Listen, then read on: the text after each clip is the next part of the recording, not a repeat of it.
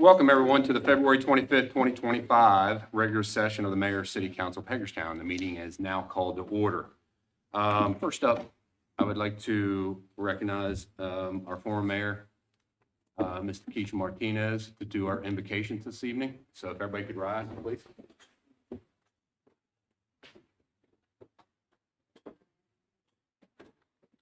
Bow your heads. Heavenly Father, as we gather for this meeting, unite our hearts and mind and common purpose and love our neighbors as ourselves. In Jesus' name I pray. Amen. Please remain standing for Pledge of Allegiance. I pledge allegiance to the flag of the United States of America and to the republic which stands one nation under God, indivisible, with liberty and justice. Thank you. Okay. First up, I have announcements. A rules procedure that we did is effective December 17th, 2024. Use of cell phones during meetings is restricted. All correspondence for distribution to elected officials should be provided to the city clerk and should include a copy for the city clerk for inclusion into official record.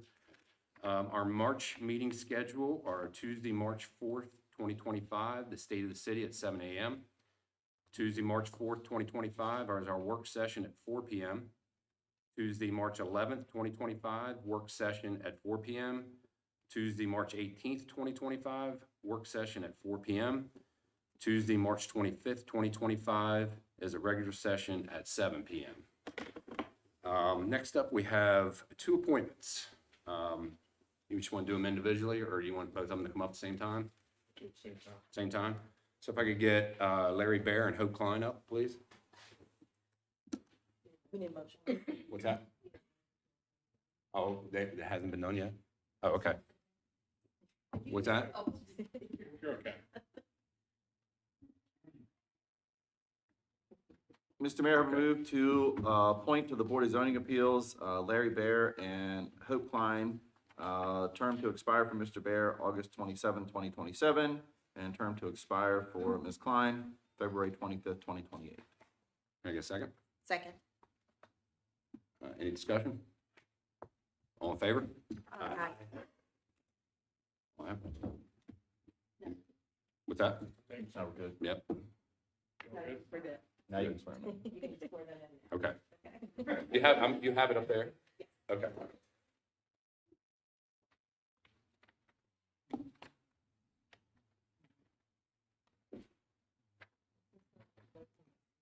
You could probably, We'll do Hope first.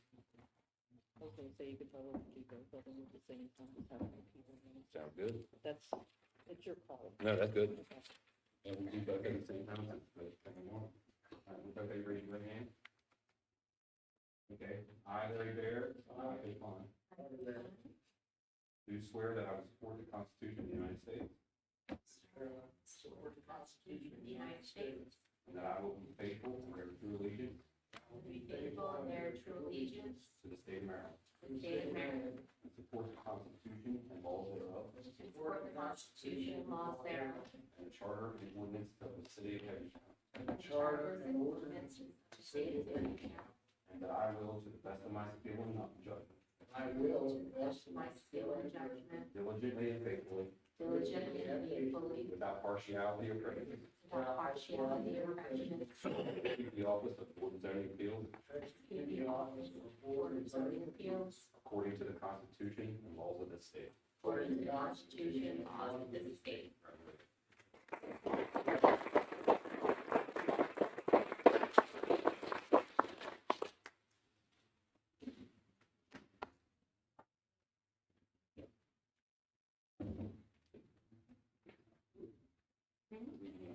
And then before Garrett gets here for the pictures, if you both would sign the Let book. me sign the book, please. Sign your name.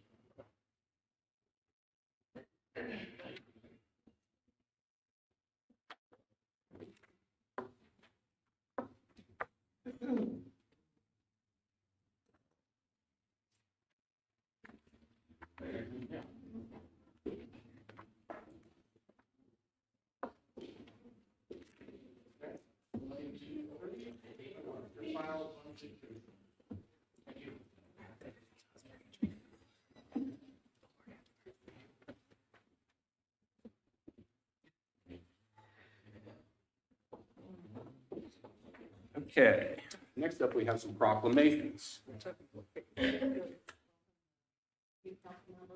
Oh, yeah. Okay, well, you want me to go through this first and then we'll do that? Was reminding you. Okay, no problem. Let's go ahead and do our proclamations.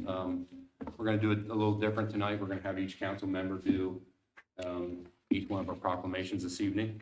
First up is Alicia Parson McBean, and Councilwoman Erica Bell will take care of that one. Yeah.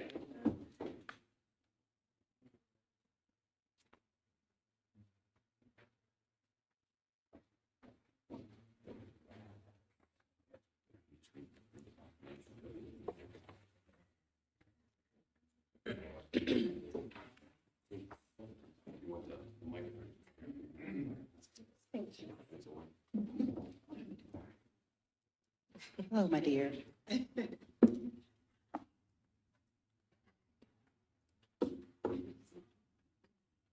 So I'm going to read your proclamation. Before I do that, when I found that I was presenting to you, I was very honored. So I had something I wanted to read to you first, and I titled it Hated. Today, I have the distinct privilege to honor Alicia Parson, history maker, as the first Black councilwoman to sit at the table. When we speak of sitting at the table, we acknowledge the power, the responsibility that comes with it. The ability to shape policies, advocate for change, and uplift those who have long been unheard. Just as past council members have sat at the table, as you walk through the halls, a change started. It started with you. Thank you for the seat at the table that reflects leadership and diversity. Today, we are not only honoring you, we are paving the way, but as we also recognize Black women who now sit at the table, continuing to work to represent service and progress. Let this proclamation stand as a reminder that representation matters, leadership matters, and the presence of Black women in decision-making spaces matter. We collaborate the historic achievement to commit to ensuring that the table remains a place where all voices are heard. That was great.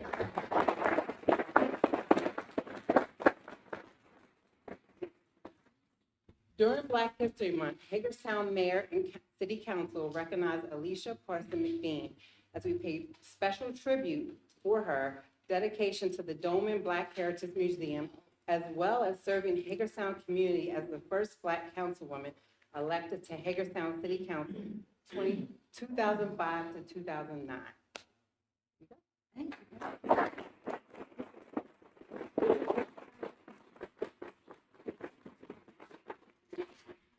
I don't think I need a You don't mic. need that mic? No, I want to thank you for this. First and foremost, my name is Alicia. It's okay, it's It's okay. because I always say Miss Parson, That's so exactly I what never it is. use her first name That- anyway, so my apologies. It's okay, it's okay. I am proud. This is a proud day for me. I tell people all the time, I remember when you two were brought home from the hospital. That's a long But time. I know. Well, I am a long time old. But I want to say this to you all and to the former mayor. Thank you. Thank you for standing up to the call, for the call, all of you. This isn't just for you 3, 4, but it means even more for our community. For as far as we've come, we still have a long way to go. But I boldly and proudly tell people what you all did being elected 3 Black women in the city of Hagerstown. I am proud of you all. I know you will do well. And if you need me, I'm a phone call away. But you all know that, right? All of you. This isn't just for these 3, it's any of you. And Kristen, I will see you next week because we got some things to work on. How about that? So thank you all, and I appreciate you more than you ever know. I couldn't wait to present to you. Okay. Please do. Thank you. Picture. Picture.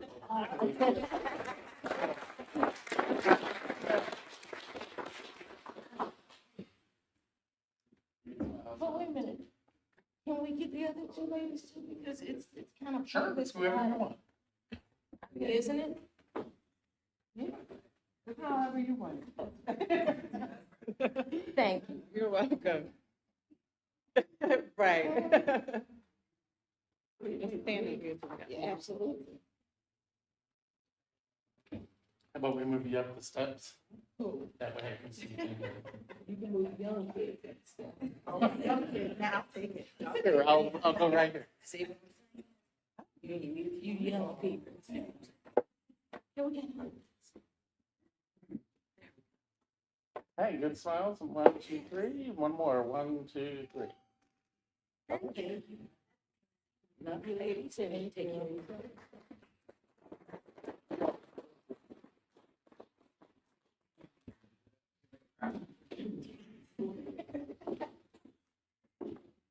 Next up, we have our former mayor, Takesha Martinez, and Ms. Carol, or Councilwoman Caroline Anderson is going to take care of this one.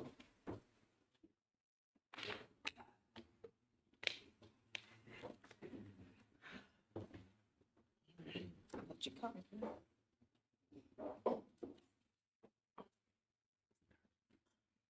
Before I get started, the irony in this moment right here, she said, one day it'll be you on the other side. Here we are. I'm on the other side. Special recognition to former Mayor Takesha Martinez. During Black History Month, Hagerstown Mayor and City Council recognizes Takesha Martinez as we pay special tribute for her dedication to the citizens of Hagerstown, serving our community as one of the first Black councilwomen and serving as the first Black female mayor appointed by her peers from February 7th, 2023 to November 25th, 2024. The city of Hagerstown recognizes you, and I humbly recognize you.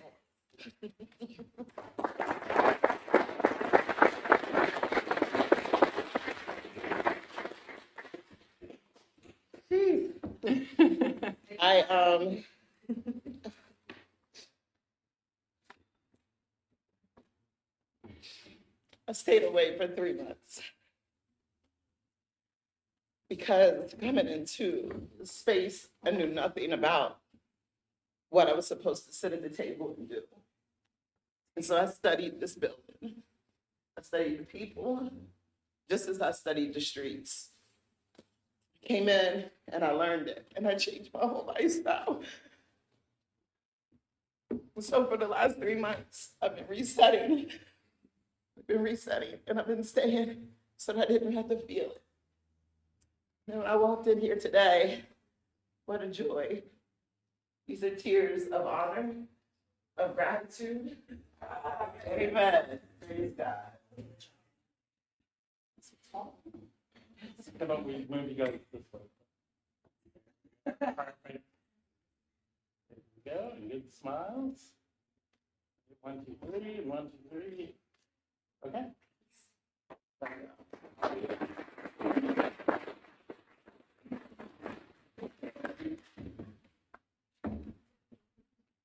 Okay, next up, we have Dr. Brenda Cham and Councilman Sean Flaherty will present.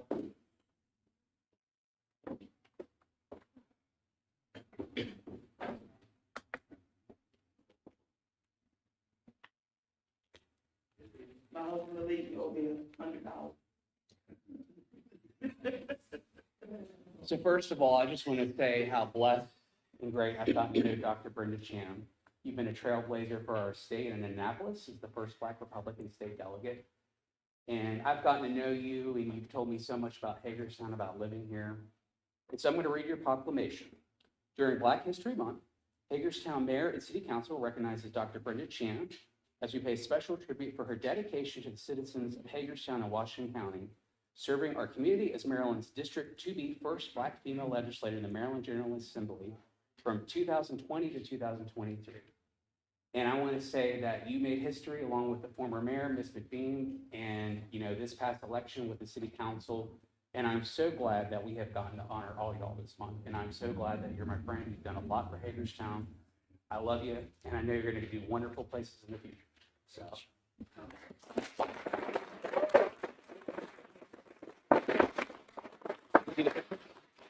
Well, everybody else, I guess I have to beware. I'm a PK kid. My mom's a Baptist preacher, so I might be a little wrong. Maybe not. But thank you. Thank you, City Council, Mayor. Thank you very much for this recognition. I tell you, I never thought that I would be a politician when I decided to apply for the state delegate seat.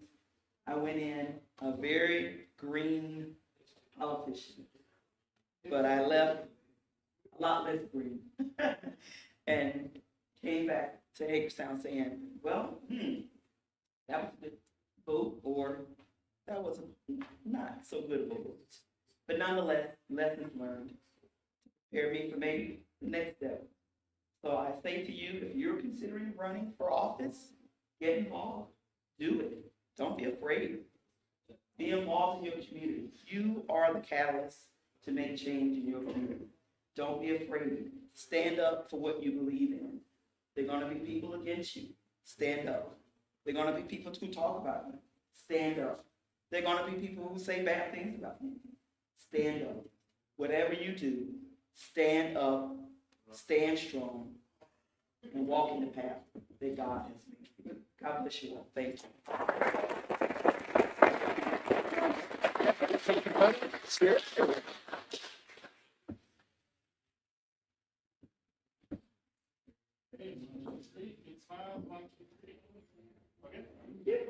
May I get a picture with? Yes, ma'am. Mayor Martinez.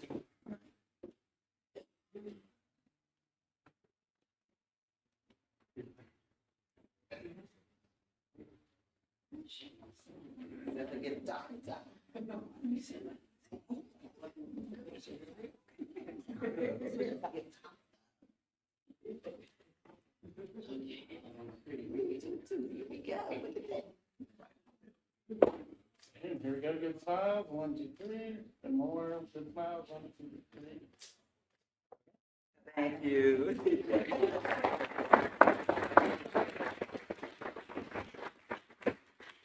Okay, next up, Councilwoman Tara Burnett is up front for Mr. Wayne Anderson.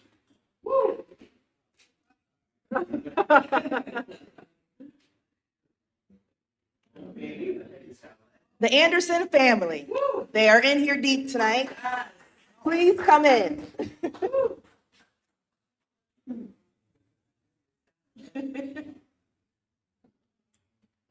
Welcome, welcome, welcome.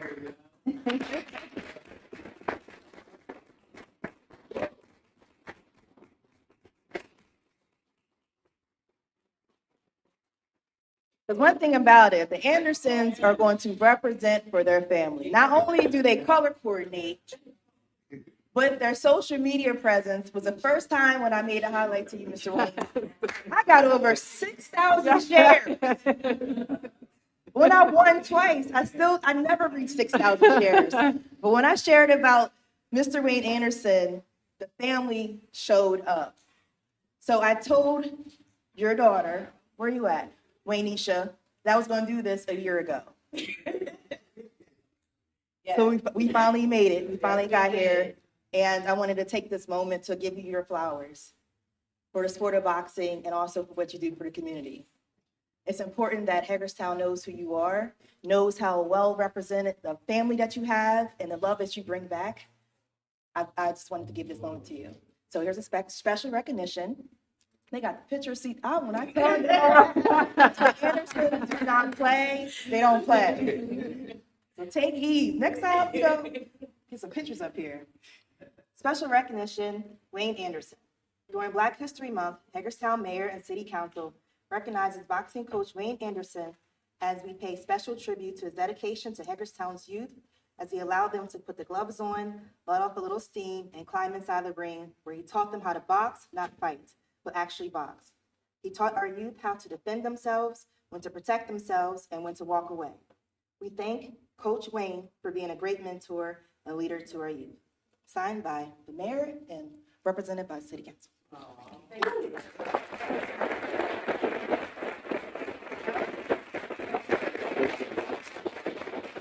you. Peggy, you want to say something? not good at this, a little bit nervous.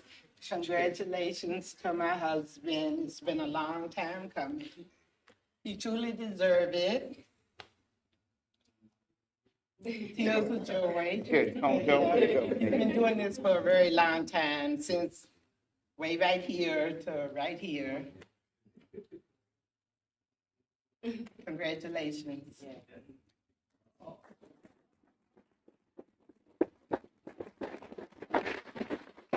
Everyone, I'm Keisha, Wayne's oldest daughter. I don't know what to say, but congratulations to my dad. It's been a long time coming. This is a man that would do anything for anyone. He would give you the shirt off his back and everything. I don't even know what to say. So I'm gonna pass it on to my other sister. Hello, I am Taiwan. I am the second oldest. Daddy. Thank you. You're more than one. Thank you for, of course, being a mentor, being the pappy to all your, what is it, 12, 13 grandkids. And I thank you for this. Of course, thank you for being a coach for Hagerstown.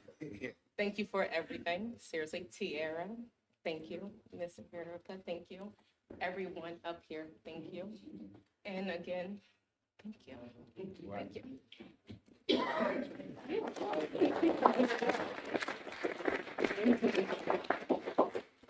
I am Waynisha, the third one.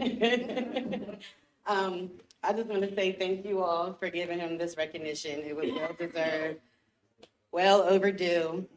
He does everything for everybody in a drop of a dime. He don't ask for anything in return. You can give him $10, $20, $100, and he'll tell you put it back in his pocket. He don't need it. He's just here, to help. He's always in the community, playing basketball, baseball, football, everything with the little kids. He loves kids. I don't know how, when he got 6 kids and 12 grandkids, she does daycare, but I love you, I appreciate you, and I don't know how to repay you.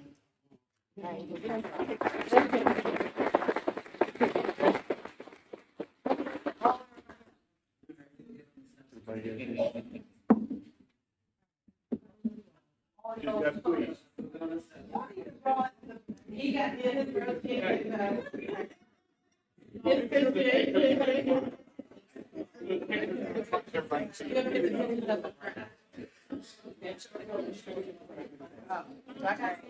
you go. Do you understand?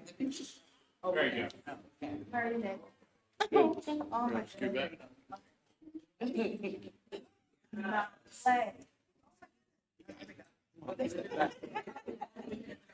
You got it? There you go. There we go. You got it? Hey, you guys ready? Yep. Okay, here we go. Okay, 1, 2, 3. Let's do it again, just make sure. Good smiles. 1, 2, 3. Okay.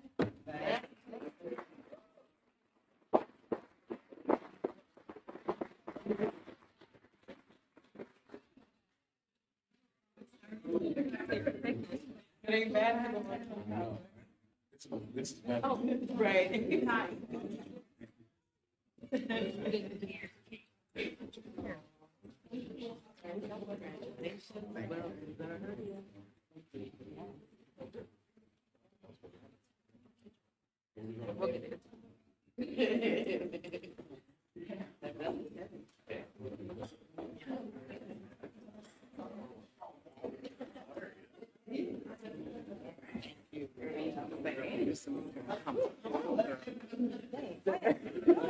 Not the back in the day. Wasn't it sweet?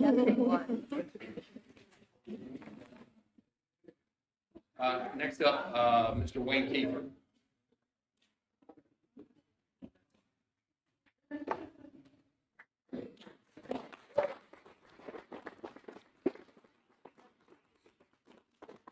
So how many years has it on the commissioner, as a commissioner? 9 years. 9 years. So this man has served 9 years as Washington County Commissioner. Also, I've had the pleasure to serve with him on the Washington County Republican Central Committee and I want to wish you luck on your new job in Denver. Thank you.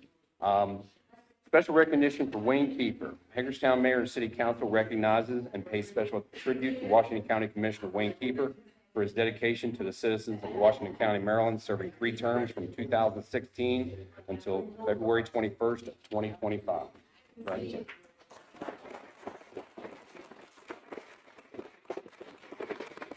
Yeah, absolutely. You want the microphone? Yep. Say just a few words here. I thought my days of giving speeches was over, but, listening to the Anderson family really reminded me of what I appreciated most about being a county commissioner and serving in elected office. It's the great people that we have living in our community that truly makes Hagerstown and Washington County a great place to call home and the best place to call home. I live in a small town. I don't live in Hagerstown. I live in Hancock, and one of the smaller towns in the community, but I really know that Hagerstown is the hub city for a reason. And when Hagerstown does well, Washington County does well. So I see many people in the audience that I've had a pleasure of working with, having meetings with, coffee with. Your staff, Scott Nice-Warner, and your staff does a wonderful job here with the city of Hagerstown, and your elected officials. Thank you for what you do. It's a sacrifice. It's a service. It's a calling. And whether I had an opportunity to work with you directly one-on-one, or maybe tonight's the first time I'm seeing your face, know that every action I took, I always tried to do what was in the best interest of the community. And it was a pleasure to do that. And again, listening to the Anderson family, that's why when you're in public service, you work hard for the people. We have a great community and great people that make this a great place to call home. So thank you, everyone.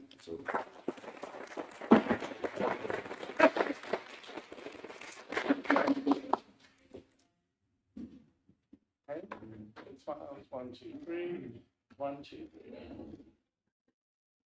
3.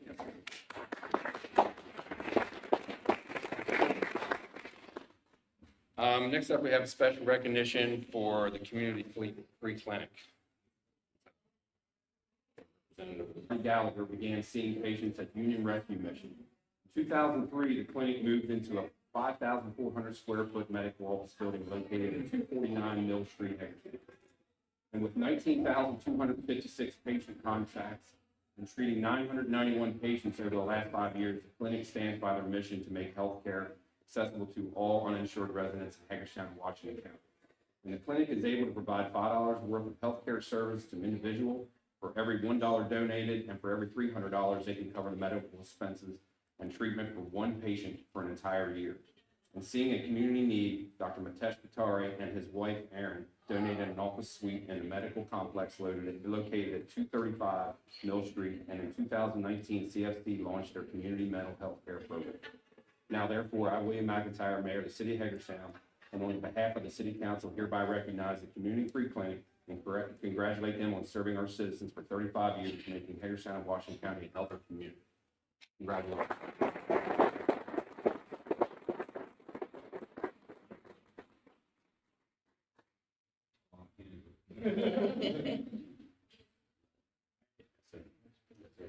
You guys want to step up here? Quick picture. Anybody want to say anything? Sure, I think the most important thing is we want to thank the city, the mayor, and the community for the support we've gotten over the last 35 years. We're really fortunate to have this community and the support, and I think sitting in this council meeting, you can kind of feel it, from families that come to the people that's here. So we just really want to thank everybody in the community, and especially our patients, for trusting us to provide this care for them. Thank you.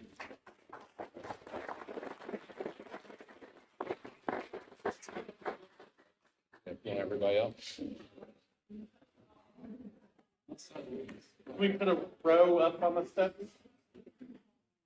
Maybe make a couple rows here. Maybe make you less tall people down. Yeah, let's bring the mayor down. Oh, no, that's good right there. That was a good move. Mike, never move that. You can stand over there. You can stand over there. Okay, let me see your faces. Let's get a little tighter. Okay, here we go. Good smiles. 1, 2, 3. One more. Good smiles. 1, 2, 3. Okay.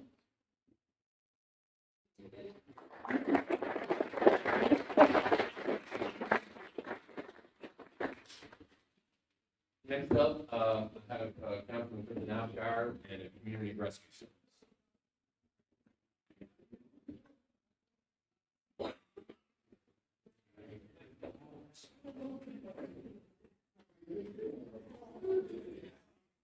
I need this. So if I can have the folks from Community Rescue Service come up.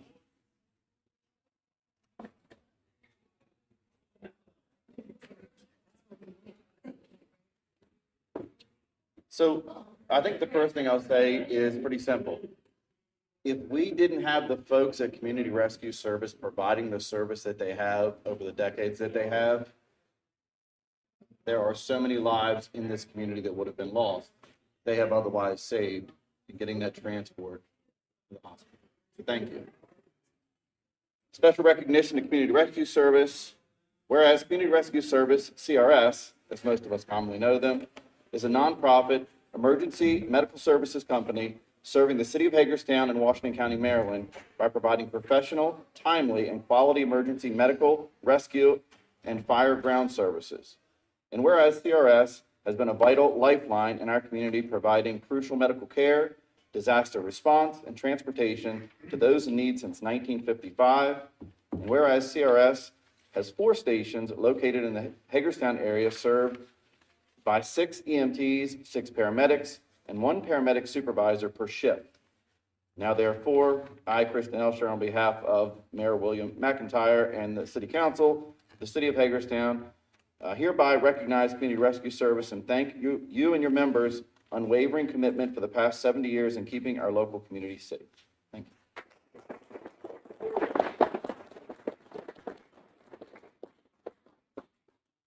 First and foremost, thank you, City Council and Mayor. It's been an honor to serve the community. I haven't been here for quite all 70 years, but for the last 20 of them, it's been an honor to serve the community. Never a dull moment, always interesting in Hagerstown.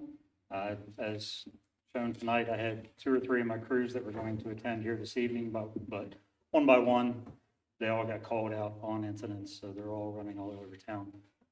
So again, it's been an honor. Thank all of you, and thank you, City Council.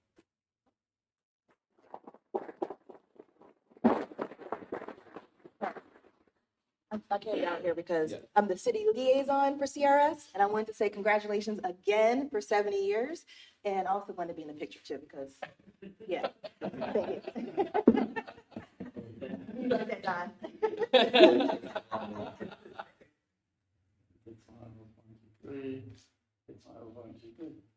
Okay, thank you.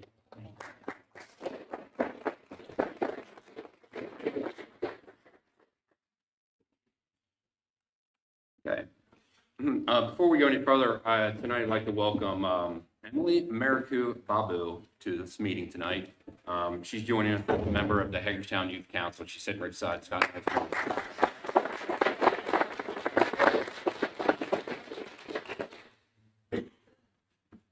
Okay, next up is the agenda citizen comments. Citizen comments on the agenda items shall be limited to topics listed for consideration on this agenda and limited to 3 minutes. Is anyone comment on the agenda items? Okay. All right. And I do have some from email that I'll mention. Okay. All right, first up, we have Bill Rulon.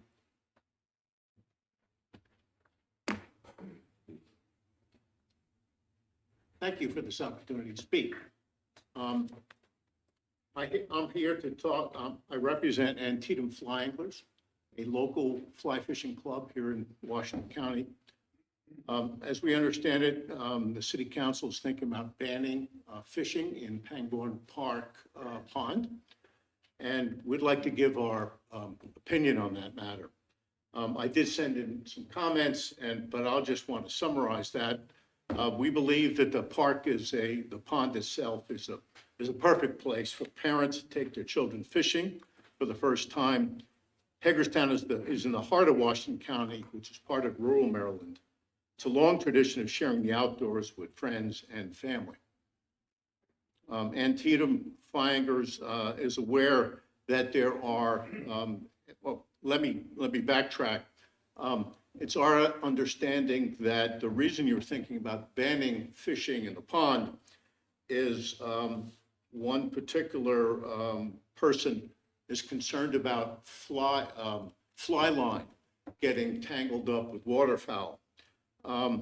And we believe that this is a great learning opportunity to teach people how to fish properly, how to dispose of their fishing line correctly.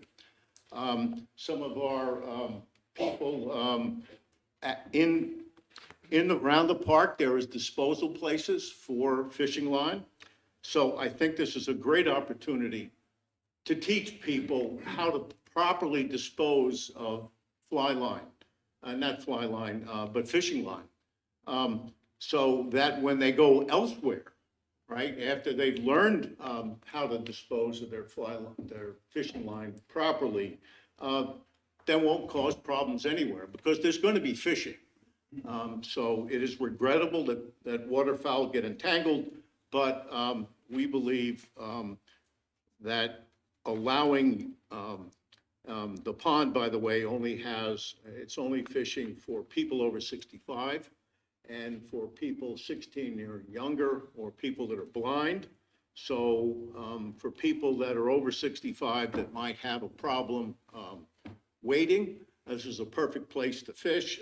Bob Davis, who was here with me, he's a city resident, and he's gotten to the point where he struggles a little bit wading. So the pond is a perfect place for him to fish. So the pond, by the way, is typically stocked. How am I doing on time here? 35 seconds. The pond is typically stocked in the spring with trout. Typically, that's only about 2 months. So the typical window for fishing for trout is restricted. And spending a few hours at the park fishing is a great way to attract people to the city of Hagerstown from the greater Washington County. We believe you want to continue to attract people to fish and to come to the pond. So thank you for giving me the opportunity to speak on behalf of Antietam Flying Fish. Thank you.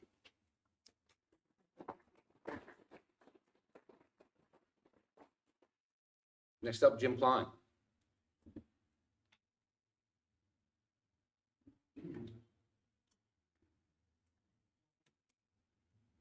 Thank you all for giving me this opportunity tonight. My name is Jim Klein. I've been working with youth for about 40 years in the field of fishing. I fish myself. I'm a lifetime member of Hagerstown, with the exception of 3 years in the military. I had Len Hendershot. I don't know how many in here know Len Hendershot, but Len was in a wheelchair his whole life.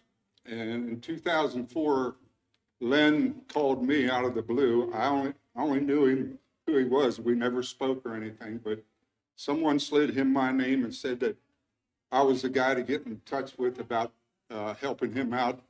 He wanted to start a fishing frenzy in Pangbourne Park. So in 2004, my club, which I started in 1991, is Antietam Bassmasters. We took that on, and at the time, probably the first 6 or 7 years, the city was part of that, along with an outfit called My High, many individuals helping individuals. And my club, every year, we do the weigh-in, we measure the fish. We're there to help. We end up getting a lot of single parents, and they bring the kids out there, and we provide $200 every year worth of free giveaways, and a lot of times even more than that. I've fished bass tournaments, but DNR stocks Pangbourne for the event that we've had now 20 years. This year will be 21. We missed for COVID probably. In all my experience, the fishing line, some of the animals will get caught in it and all, We try to teach people how to take care of that. In the 20-some years that I've been out there, about 4 years ago was the only time we ever had a duck hooked. And the duck actually flew in and it got hooked. And of course, everybody panicked. I just told the young guy to keep reeling it, get it over close, picked him up, popped it out, and he went, you know. So I just found out about this over the weekend, you know, and that's why I'm here now. And I put together I'm not that good at it, but I wanted you to see some of the things from my hind and the fishing rodeo that was started by Lynn Hendershot. I can put these up there for you.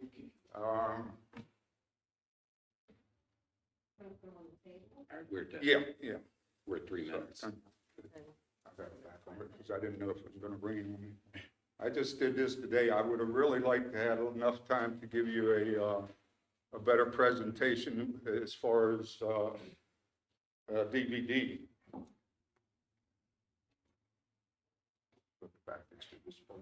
Thank you. Yeah.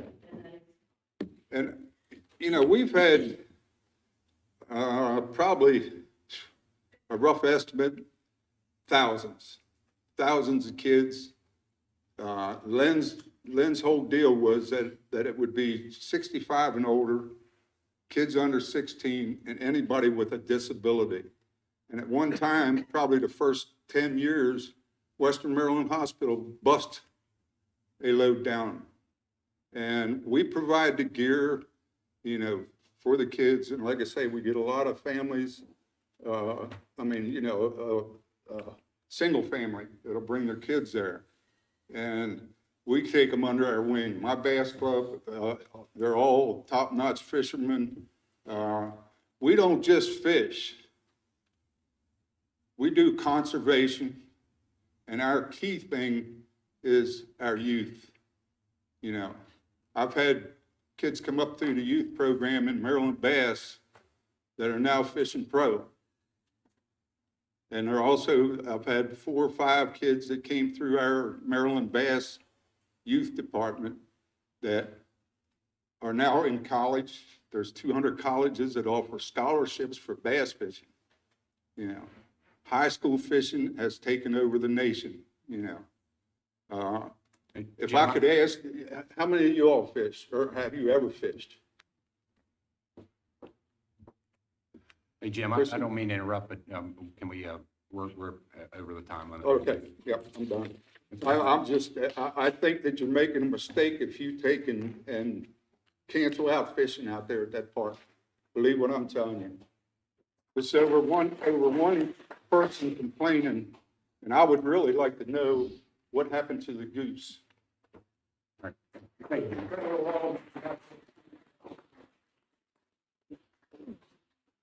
Okay, next up, Wayne Smith.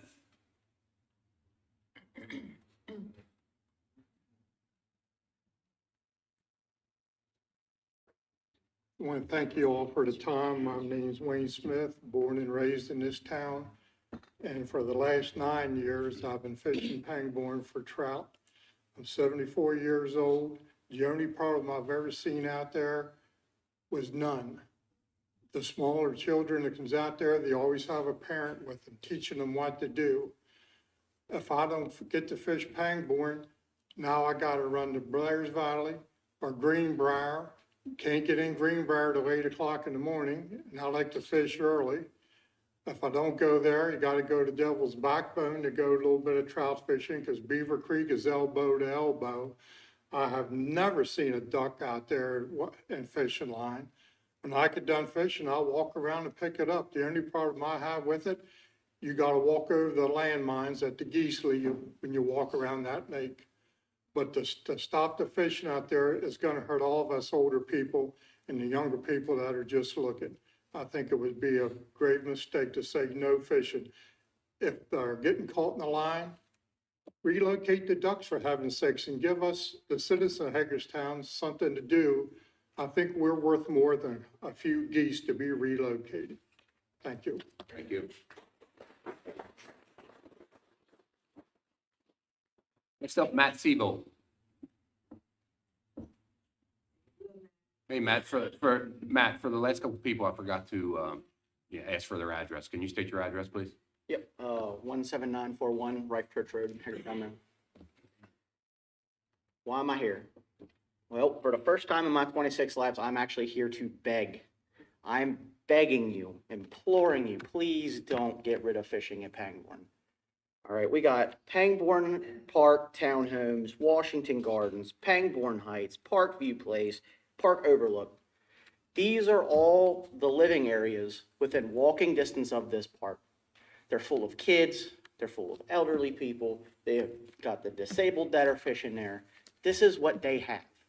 It's somewhere for them to go, it's a wide open park, it's safe, it's got a lot of foot traffic. There's always someone there fishing. There's always someone there fishing.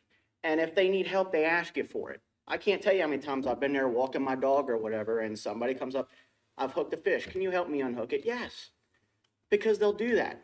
And it's the people fishing there that they care about it.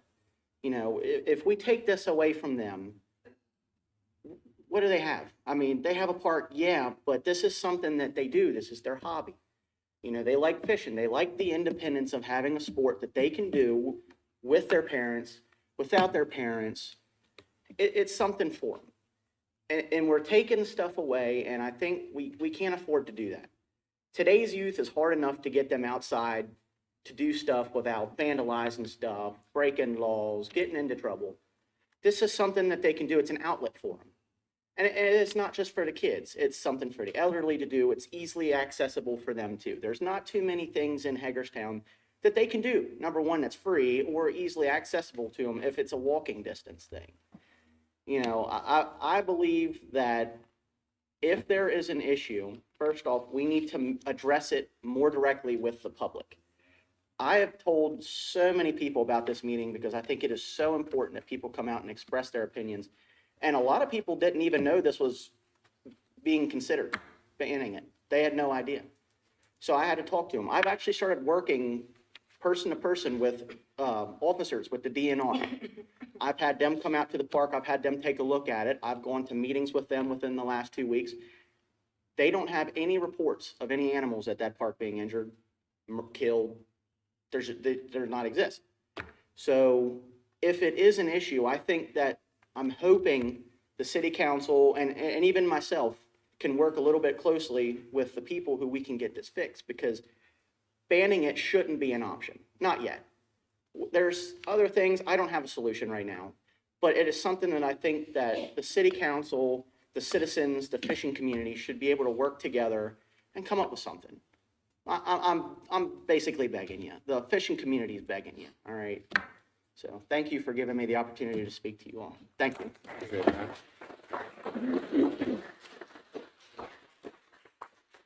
Next up, Monica Workman. Say your address, please. It's on the agenda. It's not on the agenda.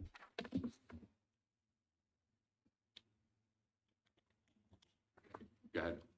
Hi there. My name is Monica Wortman, and I'm the owner of Wortman Photography across the street, and I'm here tonight as a business owner. I've been in my current location for since April of 2019, and as a business, I'm subject to the commercial rate when it comes to electricity. Over the last 6 years, I figured out how to most efficiently heat my space with the winter bills being no more than about $700 during the coldest times of the year. The bill for January floored me, though. It was double the amount from the prior month, about $1,300, even though I used half the energy, about 283 kilowatts. That's actually an exact number. Upon closer inspection, I noticed that not only did the purchase power go from 0.03043 to 0.08417, which is almost triple the amount from the prior month, but most of the energy was purchase power, leading to the massive bill I received. So I began to dig a little bit and found that the rate should have been 7.6% according to the city website. I also found that only the residential rate increase is listed under that Public Service Commission rate increase, case 9744. I couldn't find anything on commercial increase. A monthly projected increase of $6.26 for 1,000 kilowatt, according to the website, after February 1st. According to the website, I should be paying about $100 for 1,000 kilowatt. As a business, my bill this month is $1,295.34 for 283 kilowatt. And I frankly find that's an insane amount. The purchase power cost adjustment is also listed without dollar amounts on your website. Understand that the rate fluctuates, but this latest adjustment is the biggest over the last 12 months. So my biggest concern here is that the purchase power was always, going back over 12 months, the lesser of the two ways that we pay for power. But this past month, it flipped. I would ask that this body look into why this is happening, fix the decision to buy more power from an outside source for commercial use, and go back to making the purchase power the lesser of the two charges that we get. I would also ask that you consider the location of a business, and if that business shares access to electricity with residential clients, you lower our rate to residential prices, as well as giving us the option to pay an average of the annual cost each month, instead of having a different bill every month.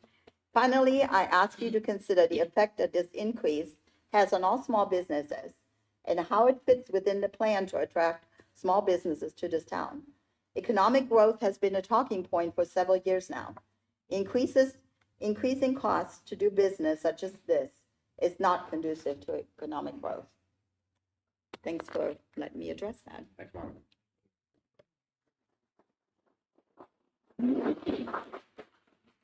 Next up, Renee Bergen. State your address, please.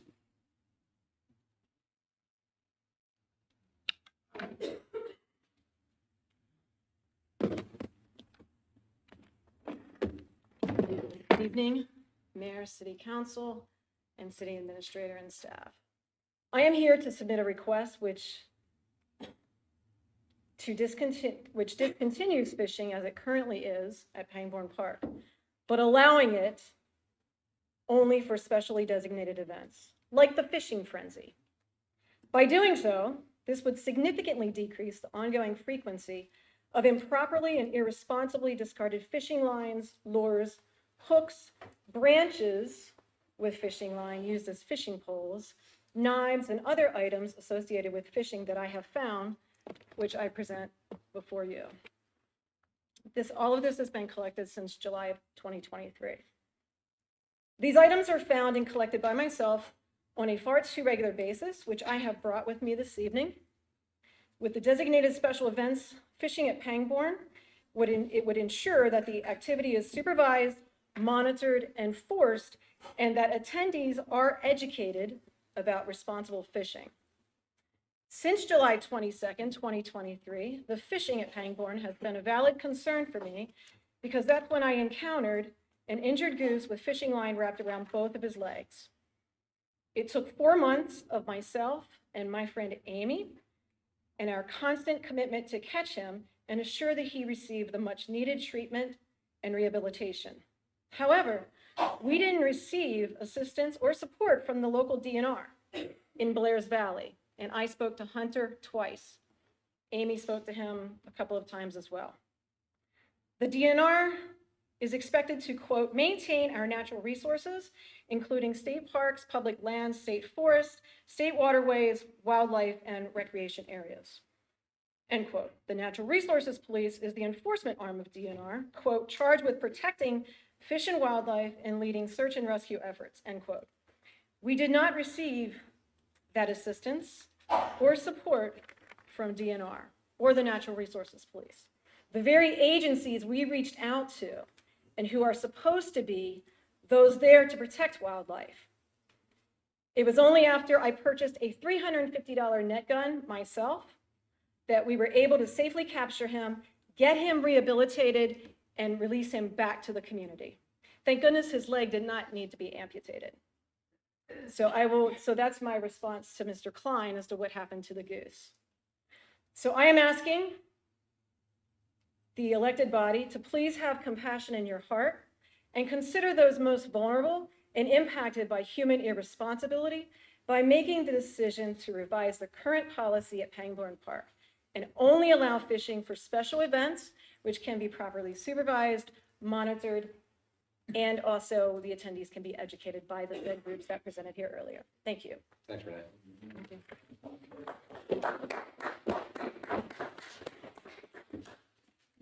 Next up, Arthur LaRue. Can you state your address, please, Mr. LaRue? Arthur LaRue, 255 South Potomac Street, apartment 3. I think I was at the meeting a few weeks back when Renee brought up this issue and talked about it. I haven't been fishing since I was about 15. And I'm not going to tell you how many years ago that was. But I went over to Pangbourne Park, took a look, thought, okay, small pond, got a nice wall around it. Sign saying it's limited to, I think, youth over 65 and the blind, which I think is a little more restricted than handicap accessibility that I heard about, but that's, I'm thinking why, I understand there are 2 places you can fish in Hagerstown. And is it necessary to just totally cut it off, except for special events? And I'm wondering, could the city or some of these groups here tonight get some volunteers together, get them trained, get them equipment if they need it, to kind of regularly police that area? Fishing line around a duck's foot is one thing, but I think fish hooks, knives and things left where kids can get at them and step on them, and it's not a good idea. So I'm hoping some kind of compromise can be reached. And with that, I'll say goodbye. Thank you, Arthur.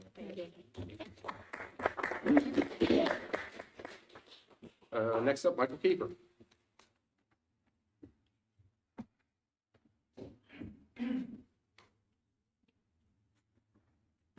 Mike Kiefer, Hagerstown, Maryland. I stand here before you, Mr. Mayor and council members, as the ambassador of the sister city relationship between Hagerstown, Maryland and Hagerstown, Indiana. I've spoke before this body on numerous occasions to celebrate different parts of this relationship.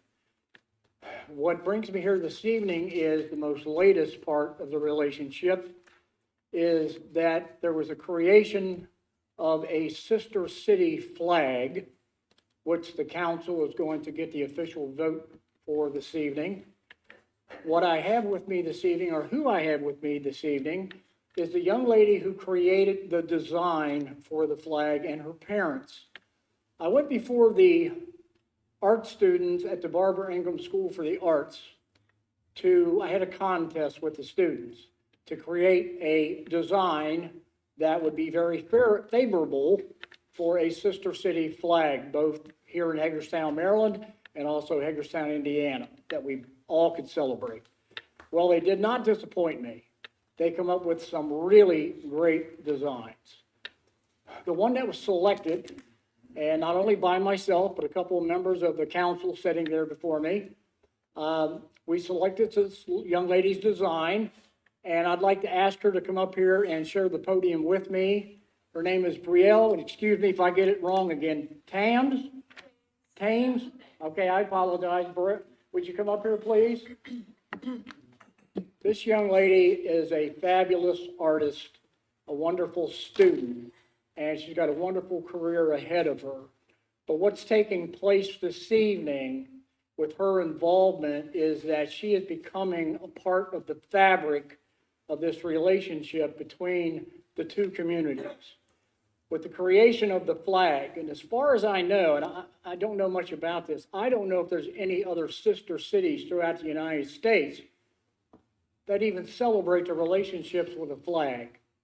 We may be the first ones. I don't know. I guess we'll find out somewhere along the line.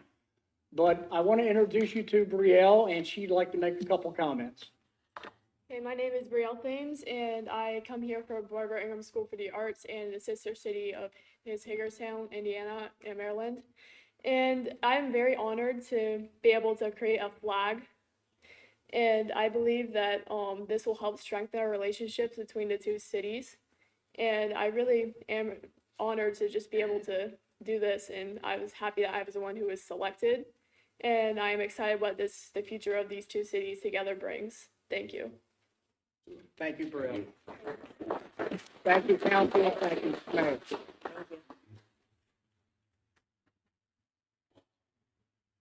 All right, Donna, did you have any emails on the agenda items? Okay, there were several citizen comments submitted for this evening. All of them will be added to the website and everyone can read them in their entirety. I'm just going to list the responses that we received. These are in support of fishing at Pangborn Park. There's a letter from Michael Kashawagi at the DNR Freshwater Fisheries Program Manager, Kevin Haney, Coordinator of Big Hunting Creek Working Group, Andrew Grosco, 2025 Free State Fly Fishers President, and William Bruland, the President of the Antietam Fly Anglers, who spoke here this evening. Matt Seavold also submitted an email, and he spoke this evening. We received an email from Jake Groves, another one from a disappointed citizen, another one from Michael Kashawagi, Larry Shillock, Suzanne Tonelli, John, another email from Andy Grosco, John Zimmer, who is the Executive Vice President of the Brotherhood of the Jonesville Cock of the Maryland chapter, Ed Animate, the Maryland DNR fish biologist, another email from Andrew Grosco, another one from Mr. Ruland, Josh Metzer. And then in support of banning fishing at Pangborn Park, emails from Perry Lee Prouty and John Glenn. And then I also have one, while I'm reading them all, supporting keeping Engine 202, and that was from Joan Canoe. So those are the ones that came in. Thank you. Thank you. Okay.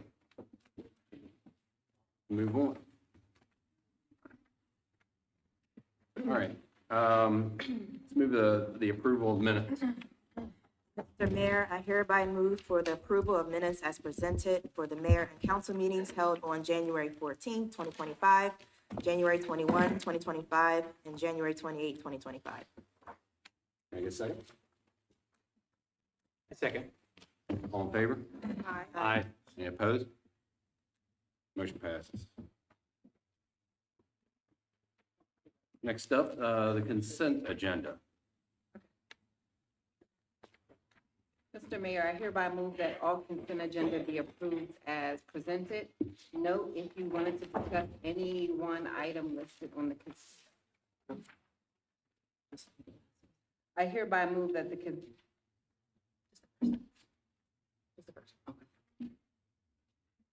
Second. All in favor? I Opposed? Comment. I'm sorry, go ahead.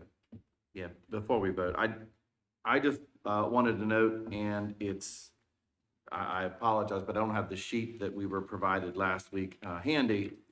But under the consent agenda, there is an item under Public Works, which is the Hub City Garage work change order.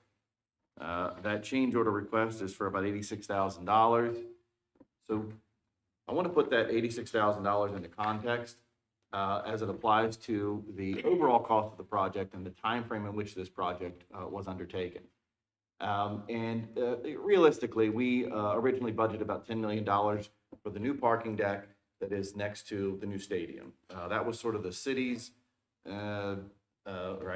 offer or obligation of responsibility as part of that overall project. The rest was somebody else's, but the parking deck was ours. And we originally set aside about $10 million in the budget to do that. Ultimately, the project came in, the lowest bid, I think, came in at around $11.3 million. And so we had to find that additional money within the budget or cut a level off the parking deck. And we decided it was, what's that saying?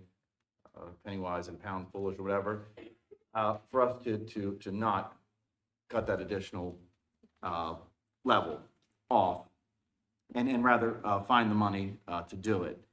And within that budget, there is about a $300,000 contingency fund, which is built into most projects. And the reality is within those contingency funds, what they're saying is somewhere along the way, you're going to eat into that $300,000. And you should just go ahead and consider that part of the total project cost, because that's a reality. And it's a small amount for a project more than $11 million. But here's the reality. The actual overage that we are set to absorb through that project is about $86,000. Now, $86,000 on an $11.5 million project is minuscule, way less than 1%. And so I just want to say before we vote on that, one, thank you to staff for delivering that project as timely as you were humanly able to do so. And two, thank you for keeping it as low in those number of change orders as you were able to. Anybody else? All in favor? Aye. Any opposed? Motion passes. Next up, introduction of an ordinance, amend the city code by repealing and reenacting chapter 140, the land management code. Mr. Mayor, I hereby move that the mayor and city council introduce an ordinance to amend the city code by repealing and reenacting chapter 140, land management code. The reenacted land management code includes a collection of annual revisions for 2024 finalized by the mayor and city council. This reenacted version of the land management code shall be known as version 3.12. I get a second? Second. Any discussion? All in favor? Aye. Any opposed? Motion passes. Next up is introduction of an ordinance, amend the code of the city of Hagerstown by adding and amending sections of chapter 64, building construction, article 3 thereof, property maintenance standards. Mr. Mayor, I hereby move that the mayor and city council introduce an ordinance to amend the code of the city of Hagerstown, chapter 64, article 3, by adding or amending sections to chapter 64, building construction, article 3, property maintenance standards, which provides definitions including swimming pools as unsafe equipment systems, and codifies unused pools, nuisance unused pools, and abandoned pools, giving the city the authority to abate such hazards after established timelines relating to swimming pool safety. Can I get a second? I second. Any discussion? All in favor? Aye. Any opposed? Motion passes. Next up, introduction of an ordinance, amending city code by repealing chapter 224, tax sale property repurpose program, and reenacting chapter 224 with amendments. Mr. Mayor, we move for the mayor and city council to introduce an ordinance to amend the code of the city of Hagerstown by repealing chapter 224, tax sale property repurpose program, and reenacting chapter 224 with amendments. Specifically, the amendments will, 1, expand nonprofit organization definition and add clarifying definitions. 2, establish process on withholding properties from tax sale administered by Washington County Treasurer. 3, clarify end user selection process. 4, codify good standing for end user eligibility. And 5, exempt properties from zoning nonconformity, timeless. I think that's timeliness. Yeah, that's right. During city ownership. I get a second? Second. Is there any discussion? Who seconded that? Just pick one. All right, any discussion? All in favor? Aye. Any opposed? Motion passes. Next up, resolution acceptance of a perpetual drainage easement. Mr. Mayor, hereby move to approve a resolution to accept the offer of dedication from various grantors for a perpetual and permanent drainage easement adjacent to Paul Smith Boulevard. Can I get a second? Second. Any discussion? All in favor? Aye. Any opposed? Motion passes. Next up, acceptance of a portion of Paul Smith Boulevard, Edgewood Drive, and Lois Harrison Boulevard. Mr. Mayor, I hereby move to approve a resolution to accept the offer of dedication from the various grantors for a portion of Paul Smith Boulevard, Edgewood Drive, and the entirety of Lois Harrison Boulevard into the city street system. The city will commence full maintenance responsibility of these streets effective immediately. Can I get a second? Second. Any discussion? All in favor? Aye. Any opposed? Motion passed. Next up, acceptance of Peloton Street. Mr. Mayor, I hereby move to approve a resolution to accept the offer of dedication from Burhannes Village LLC for Peloton Street, the Burhannes Village development. The city will commence full maintenance responsibilities of this street effective immediately. Can I get a second? Second. Any discussion? All in favor? Aye. Any opposed? Motion passes. Next up, approval of AFS CME Local 3373 contract. Mr. Mayor, I hereby move for mayor and council approval of the attached AFSCME Local 3373 contract to be effective July 7th, 2025 to June 30th, 2028. Can I get a second? I second. Any discussion? All in favor? Aye. Any opposed? Motion passes. Next up, approval of mayor and city council strategic plan 2024 through 2028. Mr. Mayor, hereby move for mayor and council approval of the attached strategic plan outlining the mayor and council's vision and mission for Hagerstown, along with the goals and objectives that will guide the city's current and future focus and work plan. Can I get a second? Second. Any discussion? All in favor? Aye. Any opposed? Motion passes. Next up, approval to accept award of Coverdale grant. Mr. Mayor, move for mayor and council approval to accept the Coverdale grant, which is 100% grant funded and totals $44,000. The goal of this grant is to purchase a cyanacrylic fuming chamber, remote firing system, and remote firing platform for the Western Maryland Regional Crime Lab. Can I get a second? Second. Any discussion? All in favor? Aye. Any opposed? Motion passes. I'm glad I didn't have to read that one. All right, next up, approval to accept award of BJAG. So that's an Edward J. Byrne Memorial Justice Assistant Grant. Mr. Mayor, I hereby move for mayor and council approval to accept the Edward J. Bryan Memorial Justice Assistant Grant, which is 100% grant funded and totals $29,200. The goal of this grant is to purchase Clear software, license plate readers, and pay overtime for community resource officers. Can I get a There second? is no match. Sorry. There is no match grant. This is no match grant. Why can't I say that? Can I get a second? I second. Any discussion? All in favor? Aye. Any opposed? Motion passes. Approval of a donation to the auxiliary unit.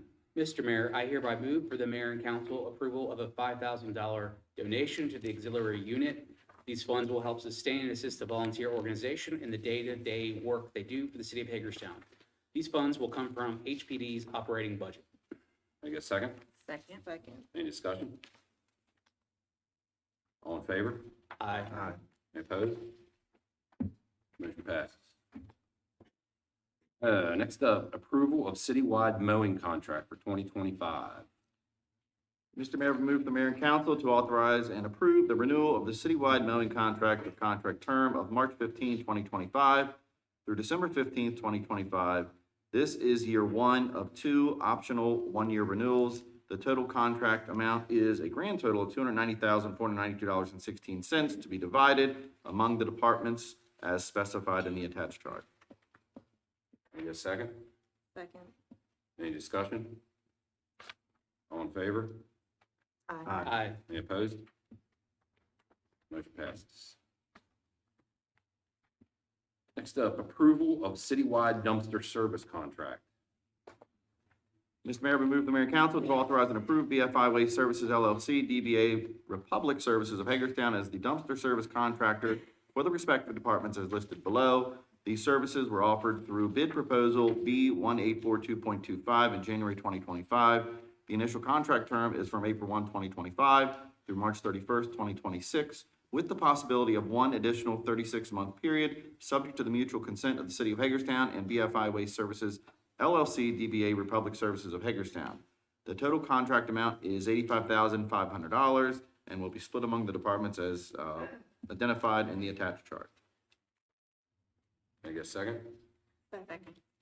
Any discussion? All in favor? Aye. Aye. Any opposed? Motion passes. Next up, approval of flag design for Sister City with Hagerstown, Indiana. Mr. Mayor, I hereby move for mayor and council approval of the attached ceremonial flag design to commemorate the sister city relationship between Hagerstown, Indiana and Hagerstown, Maryland. The flag was designed by Brielle Thames, who is a student at the Barbara Ingram School for the Arts. You got a second? Second. Any discussion? Yes, I think Mr. Kiefer left, but I wanted to thank him for continuing to have both cities collaborate and work together. And also congratulations to Brielle for her artwork. I think she left too, so thank you both. All in favor? Aye. Any opposed? Motion passes. Award of contract to UP Development Planning LLC for creation of the 10-year downtown plan and implementation strategies. Mr. Mayor, I hereby move for mayor and city council to approve a contract of UP Development Planning LLC DBA Urban Partners for $196,000, $196 and $264 as outlined in the attached consent form. Funding of this project will come from the Appalachian Regional Commission grant of up to $100,000 and matched with the general fund budget contingency line item. Can I get a second? A second. Is there any discussion? All in favor? Aye. Aye. Any opposed? Motion passes. Next up, approval to ban fishing at Pangbourne Park. Mr. Mayor, I hereby move for the approval to ban all fishing at Pangbourne Park effective immediately. Exceptions may be made for fishing tournaments such as Fishing Frenzy, overseen by the nonprofit Many Individuals Helping Individuals, MAHI, or other approved fishing events pending the Maryland Department of Natural Resources willingness to stock the pond for a single event. Can I get a second? Second. Any discussion? Yeah, let's bring it back to the table. Can we Yes, bring I it back? believe we should bring this back. to Let's the bring it table. back. We've gotten a lot of emails about this, so I think we need further discussion. Be a motion, table, has motion. So before we get to the motion to table, which I assume some council member is going to make, not me, but we have a lot of folks in here this evening. We've received a number of emails, which I've read each of those. Here is the issue, at least for me, as a council member who has been here for some time, who has been through the process of deliberation with interested parties from both sides of the equation, as well as city staff who have attempted on numerous occasions and through numerous mechanisms to improve the issues that exist for this activity at Pangbourne Park. And what I heard in our most recent meeting are these things. One, it continues to be a problem in spite of the things that we have implemented at the park to curtail things that individuals simply leave behind. And for me, I mean, that happens for a multitude of activities at any of our parks, for any of the activities we have. Two, we don't have the ability to actively engage and enforce the rules of who may fish at the park to individuals to do that, especially in the evening hours when these types of occurrences seem to escalate. And three, we have exhausted those efforts that have been identified for us to make it as easy as possible to manage these issues and alleviate the concerns. And so from those set of indications, for me, it was time to find a compromise. And I know folks, use the word ban in the motion, but what we're really doing is trying to find a way to limit it to the folks that we intend for the use to be provided for. Yeah, I definitely think we need a compromise because people are passionate on both sides. I don't like banning anything, and I also want to protect the wildlife. So we've got to strike a delicate balance. But I think we could still further continue this discussion later instead of voting on it tonight. You need a motion to table. That would need to be a motion. Okay. Could we get a motion? May I ask a question too before we move on? So if we do vote to ban, if the council votes to ban it tonight, what is the repercussions on a ban if somebody's caught? Because that's not listed here as well. If fishing would not be allowed. And if DNR or staff see someone there, it could be a citable offense. Okay, I'm just curious what Yeah. a repercussion is on, okay. Yeah. Okay. All right, I need a motion to table this. I move to make a motion to table this and to have this considered for further discussion later on. Can we get a second? Second. Any discussion on that? She seconded discussion. Yeah. All right, all in favor? Aye. Opposed? Okay, Unanimous to table. yeah, it's tabled. Thank you. Now, to table it, it's gonna have to come back up in the future. Right. I'd like to be Yeah, that's able to know something in March. Try to fit it in March, April. April. would be good. April 1st. For me, it would be before, don't we have when the trout comes, when is that timeline? It would have to be, for me, before Before the stocking for the Yeah, right. Before the fishing stock frenzy. comes, yes. Okay, okay.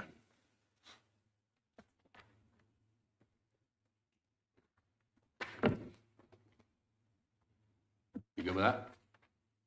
Yeah, All right, you are. I am. All right, next up, general citizen comments. Again, I'm gonna remind everybody, let's keep it to 3 minutes. First up is Karen Swafford. And Karen, can you please state your address as well, please?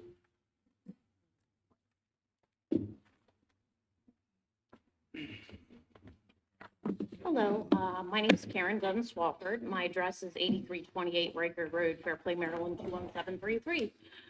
I want to thank you guys for your time tonight. Since the last city council meeting, members of Save Locomotive 202 have been hard at work. We decided that forces greater than ourselves have brought us together for a purpose even beyond Locomotive 202. Last week, we submitted forms to incorporate our organization as the Hub City chapter of the National Railway Historical Society. Once our Articles of Incorporation application is approved, we will then be applying for nonprofit status. The HCCNRHS will build upon the vast railroad history and heritage of Hagerstown, Washington County, and the surrounding region through public engagement, education, and preservation, currently focused on the preservation and restoration of steam engine locomotive 202. We already have $2,000 worth of donations in the bank as of today. We also got approval for our Easter Bunny event to come up in April. We will be hosting that at Locomotive 202. It is an exciting time. The fate of Locomotive 202, however, is in the hands of 5 people in this room, people who were elected to advocate for topics important to their citizens, and Locomotive 202 is important to the citizens of Hagerstown. It is my understanding that Western Maryland Scenic Railroad has inspected Locomotive 202 and that the city of Hagerstown is currently waiting to hear back from them to see if they want to submit an updated proposal to obtain and restore Locomotive 202. As you go into deliberations on how to move forward with Locomotive 202, I want to leave you with a couple of thoughts. Back in 2020, The city of Hagerstown had architecture plans drawn up outlining and quoting the cost of the restoration of locomotive 202 and an upgraded replacement of the pavilion covering locomotive 202. The firm that reviewed the plans calculated the restoration of locomotive 202 should cost around $300,000 and the pavilion would cost $500,000, totaling $800,000 for the entire process. When the city put the project out to bid for to companies for bid, they only rendered one bid. A local company offered to complete the job for $3.3 million. After that, nothing happened. At the time of bid, other companies stated that they didn't have time or manpower to complete the project, but that doesn't mean that the industry hasn't changed. That doesn't mean that we shouldn't have gone back out and looked to bid, to get more bids. I'm actually a little disappointed with the city of Hagerstown for going out 5 years and not going forward with the project of restoration. I shouldn't have to be standing here asking you to keep the train. It should be something that should just be a no-brainer. I do thank you for your time. I hope you make the right decision with us. Thanks, sir. Next up, Rich Road. State your address, please. Richard M. Roach, 13415 Marsh Pike, Hagerstown, Maryland, 21742. Mayor, council, I'm going to try to be brief. I want to thank you. Yours is not an easy job, very obvious. And an antique steam locomotive in a park is not one of the priorities that's in tomorrow's emergency interest for the things that we need in Hagerstown. We get that. That being said, again, we've had nothing but professional experiences. Some of you in here we've got to be very close with, others not so much yet, but we look forward to it. Thank you from the bottom of our heart. We believe we have a partnership. We intend to move forward. I know by this point, some of you in particular are tired of hearing about the locomotive. We have a solution for that. You have an organization that has brought forth a plan. You have an organization that in some fashion or another has invested over $8,000, either in events already held, money in the bank, as one of my colleagues mentioned, or pledges from citizens of Hagerstown that say the day that they determine they'll keep the train, we will write you a check. I don't think too many other organizations come before you and say that they have $8,000 waiting to spend on something that they don't even want to own, but because from the bottom of their heart, that's how much they love Hagerstown, the residents of Hagerstown, and the children of Hagerstown. I hope when you see us, that everybody says, besides, oh, here they are again, that we have acted in nothing less than a respectful, professional manner throughout this whole process. Just as you have treated us, we don't believe in coming in here making idle threats, mumbling, posting anything. That's not our style. We're here to make Hagerstown look better. I saw that when I was trying to figure out what I wanted to say. We are a character counts community. That's you all, but that's us too. And we're going to hold that promise. Okay, when we undertook this endeavor some 8 months ago now, we made a promise to the incoming mayor, several of the council members, the residents, and the children of Hagerstown that we were doing this for them. We're excited to tell you that we just got approval from the city of Hagerstown to do our Easter Bunny event at the train hub. It's a totally free event. Other than I think somebody to come and unlock the gates, Hagerstown doesn't have to worry about a thing. Our group's got it. So with that, I just want to say again, your solution has been in front of you for the 8 months that we have been here. We know you still have some negotiations with outside sources. We have nothing against those outside sources, but we're Hagerstonians, Washington Countyans. We love you all. We hope you love us, and we want to do this for our kids, for our children of Hagerstown. Thank you. Thank you. Okay. Next up, Stephanie Phillips.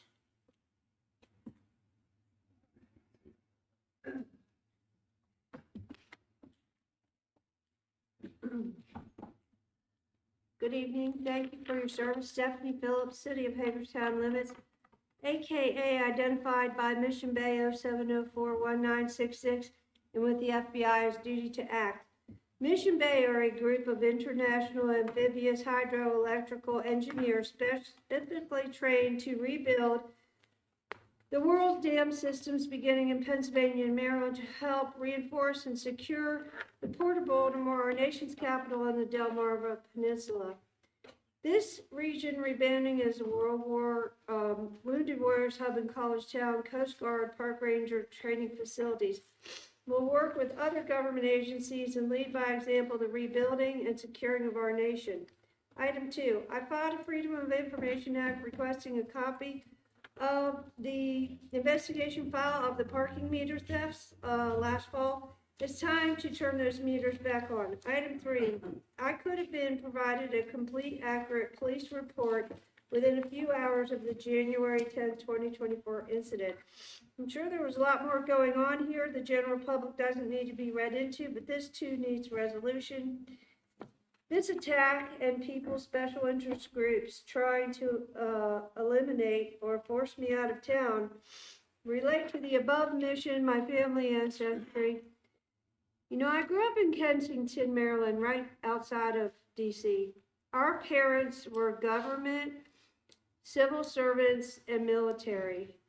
As the next door neighbor to DC, our patriotism is obviously strong, and many have followed in their parents' footsteps. There are groups that have long wanted to divide the state of Maryland for half a century, health department and hospital, into 2 locations here and on the Eastern Shore, and add more regional incarceration space. Although we could accommodate some vital records and basic services, we in Berkeley County combined, following the other plan is in the best interest of our young people, our seniors, our community, the region, and the nation. The people in leadership are up to the task. Thank you for your consideration. Thank you, Stephanie. Thank you. Next up, Arthur LaRue.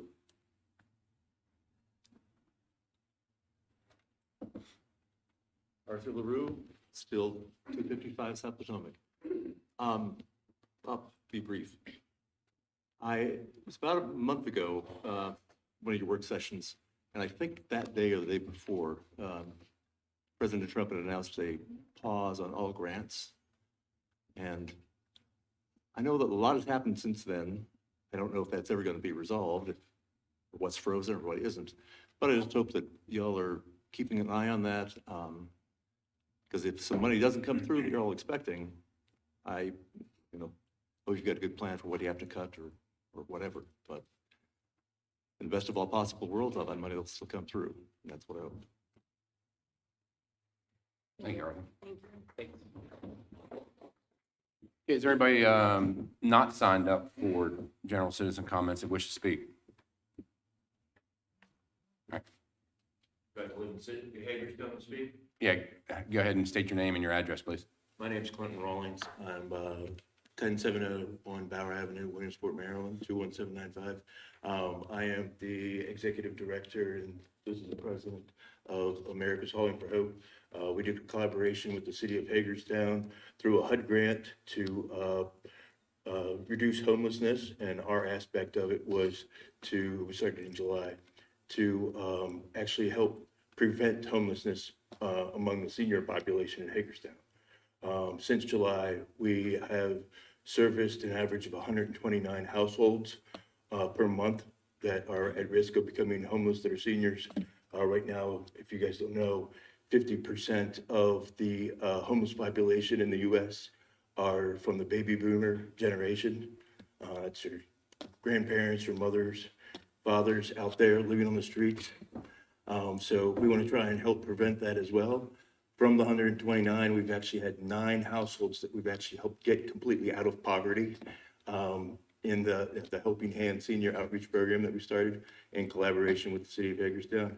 We would like to invite the council members and the mayor to come out on a day that we do deliveries. We do deliveries every Wednesday, and meet some of the people that we're serving and let them be able to chat with you and see how much this program that the city of Hagerstown is collaborating with us on is actually helping the community.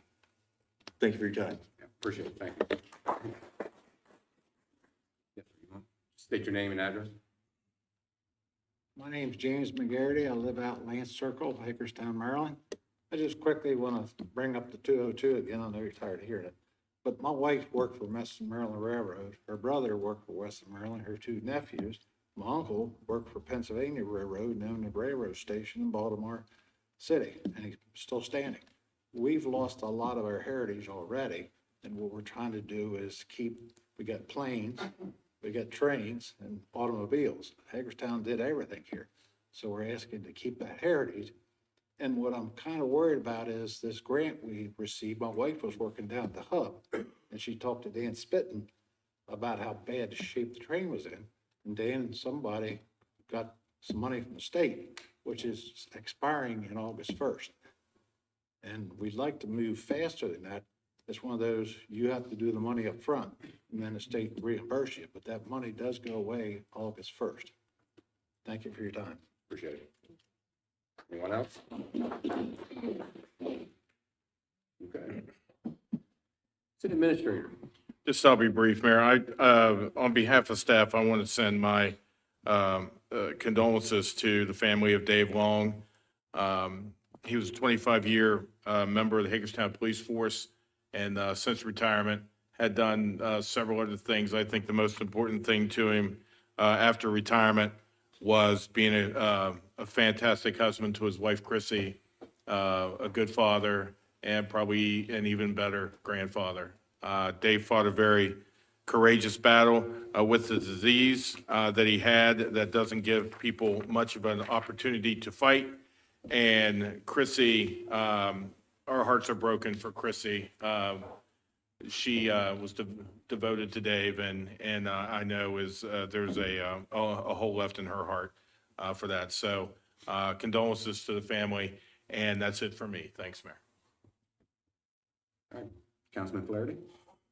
Oh, yeah, I just want to say that when it comes to Pangborn Park, I really emphasize with both sides because, I don't really like to ban anything, but I also want to protect the wildlife. So I hope that we can further discuss this and come to a resolution on that. And, I know we're not going to probably satisfy everybody, but I hope that if anything, we could have a positive discussion on that. I also think that Locomotive 202, you guys have been very passionate. I appreciate you guys coming here. I always want to support that. It's like anything, it's about funding. As you're seeing right now, Washington, Annapolis, and even City Council, it's all about, government living within their means. And we're seeing that. From what I know, the judge did indefinitely block the new administration's, court against the grants. So I don't think that should affect us. I also think that, the parking meters is a big thing we need to look into for that as well. And, if anything, I don't support, I know Ms. Wortman was here earlier about the rate increase, and I share her concerns. I think that with inflation and everything else, folks are having to live within their means, and government should do the same as well. And I understand why, the parking rates and the utilities, I understand why things were voted on to increase them, but I always felt like in economic times of uncertainty, like what we're facing now, it's not really great to do that. And, Annapolis is already talking about raising taxes, perhaps to pay for the blueprint. We're looking at, fees for DoorDash and so many other things. And, we've got to get back to the basics of living within our means. And if you have to do that at your house with your own household budget, well, government should do the same. But I hope that we can really focus on doing that in this administration. And that's all I have. Councilwoman Bell. Yes, so this whole month of February, I had spoke on Black History Month, and I found it fitting. Me and Mayor McIntyre went to tour the Boys and Girls Club. Though it didn't have any walls completed, it's amazing to see how far that just the community has come. So I just wanted to read something. If those of you that don't know, the Boys and Girls Club started on Church Street in Hagerstown, and it was once just the Boys Club in 1941. And back then it focused more on boxing and sports that provided young men with constructive activities. So it's been like 83 years, And the organization has expanded. So since then, we've added girls, boys and girls club. And just to see that structure go up, it just looks amazing. So I'm super proud of that. I can't wait to see the finished product. We got to put our hard hats on. I wanted a pink one, but there was only one. But I just wanted to speak about that. But today was an amazing turnout. I have to give kudos to everyone that came out, whether if you was talking about the fishing or the locomotive and just any other issues that we have going on. Thank you guys for coming out. Continue this. This is what the community needs. We need to hear your voices. It's important that we do that. Also, I'm just still at awe with the field house as well. Saturday they held a clinic. I know it was definitely basketball because obviously I got girls that play ball, but I think it was Christian, was it, Councilmember Alshire, was it, what else was going on Saturday? I'm pretty sure you was there. They had soccer and they had. Soccer, it was just a lot of things going on, so it's still amazing to see the impact that that's having with us as well. And that's about it. Kudos to the young lady that won the contest at BISPA for the flag. It looks amazing. I can't wait to see what more of that is to come as well.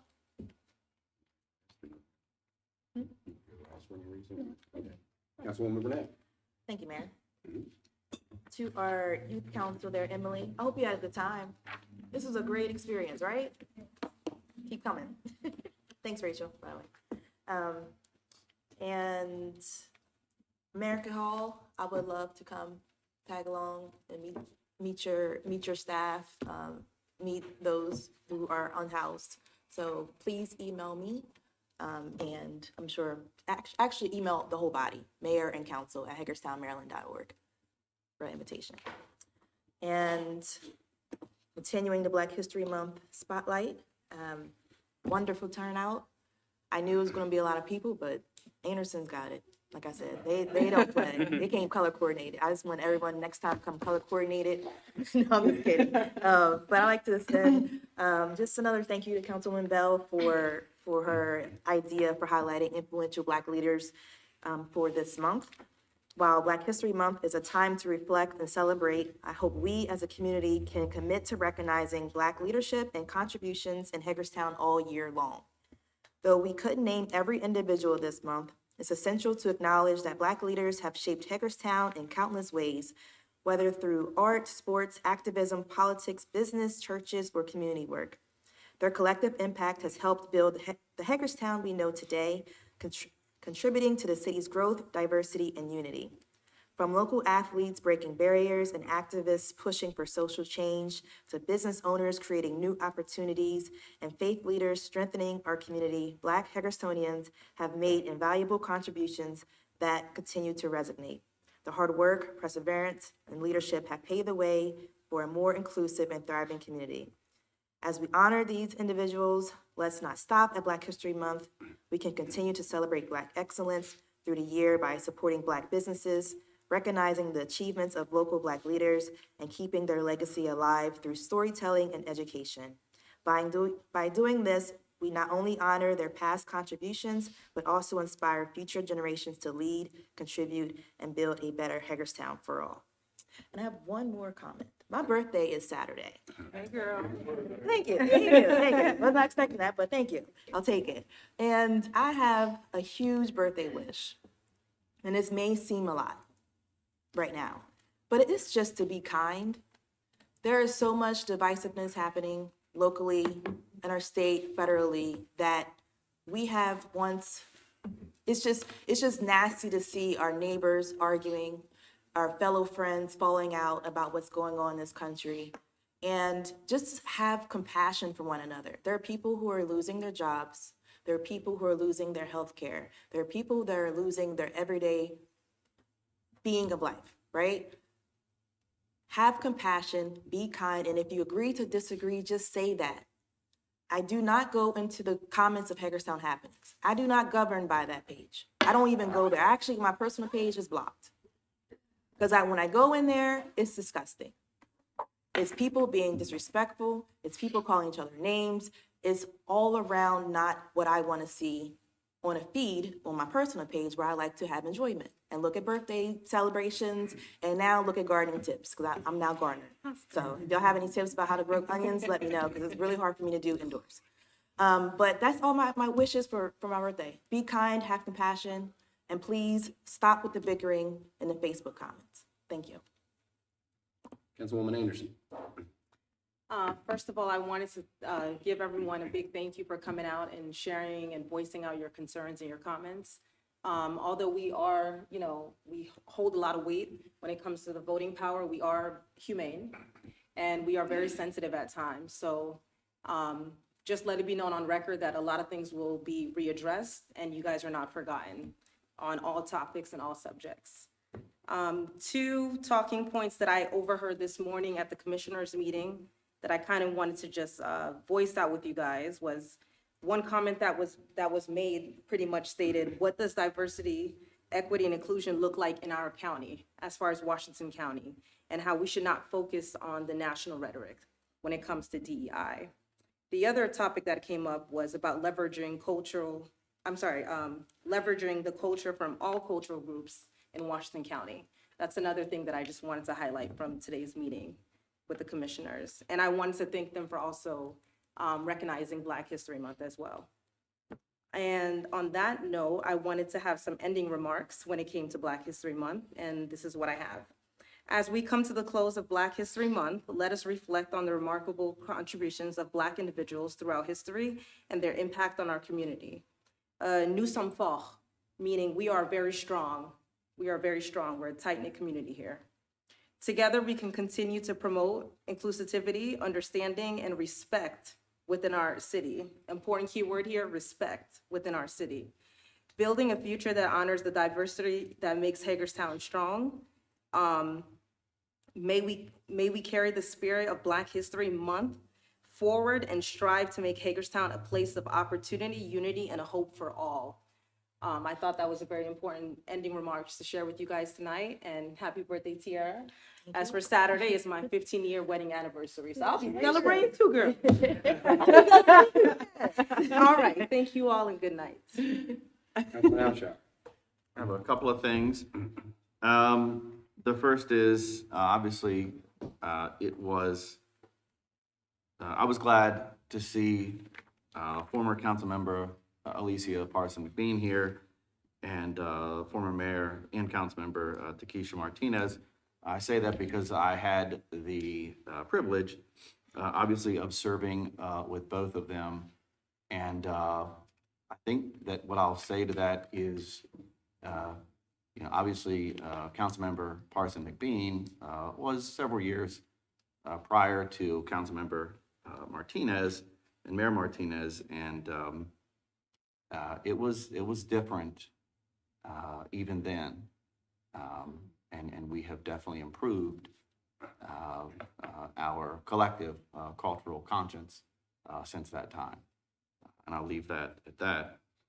But what I wanted to say to Tiara is thank you for bringing Mr. Anderson in, and especially for him having his family in, because, as he was leaving, I don't know if anybody else picked up on it, but everybody was sort of following him out, right? The entire family. And this thought came to my mind and I wrote it down. I don't know whether I've heard it before, whether I just made it up, and I don't know that matters, but here's the reality. And I think this speaks to both either parent in life. A man is not defined by his footsteps in life as much as he is by the feet that follow in them. And it was impressive to see sort of that family that clearly have great respect for that man and what he's given to his family and the community over time. The other thing that I wanted to say, and I will, in keeping with Councilmember Burnett's desire for us to be more kind, I will attempt to say this as kind as I am able to. We've heard a lot of comments here this evening, and first thing I'll say is, as it relates to Locomotive 202, I will say again this evening what I've said before. I am certainly open to, considering whatever avenues may be presented from whatever party has an interest in this process. And I've continued to do so, and I read the emails that I get from folks. But I'll also say this. It is somewhat frustrating this evening for me as a council member when an individual that does not reside in the city attacks my competence or commitment to the matters that are germane to the government of this city. I like to think that this mayor and council do have brains, that our staff do, and we're going to try and weigh the merits of what to do with that item as best we can. The last thing that I'll say this evening is we've had a number of folks that have sat quietly in the back of this room most of the night that all of us in this community depend on. That the citizens of this community have repeatedly through every year I've been in this seat and every election that I've participated in, have made it unequivocally clear that they want their city resources directed to ensuring that there is an appropriate level of public safety in this city. And I have certainly been one to sit here through any number of years when things were a lot harder economically, monetarily, to make the ends meet, that we have attempted to do so to meet that measure. And I wanted to thank all of the participants in the ASME Local 3373 contract process because it clearly has went more smoothly than in the past. And that is clearly somewhat a reflection of better economic times, but also a reflection of, I think, our commitment on all sides of that process to meet that citizen expectation in as reasonable a fashion as we can. So I know you guys have sat back there quietly all evening, and I just wanted to say thanks to all the staff that worked on that to get that document as easily to this table for passage as you have. Go ahead. I want to echo the sentiments too. I want to thank Emily from the Hagerstown Youth Council for coming, and hope you enjoyed yourself.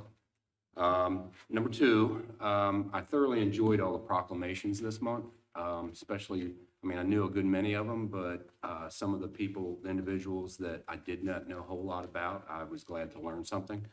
And number three, I'm really thoroughly happy about seeing this many citizens joining in. I go around to a lot of neighborhood first meetings throughout the city, and I thoroughly encourage everybody to show up in numbers and come here. And I'm really glad to see this room full. It really warms the heart, and that people really care about this community. And that's it. Do I get a motion to adjourn? So moved. Oh, one second.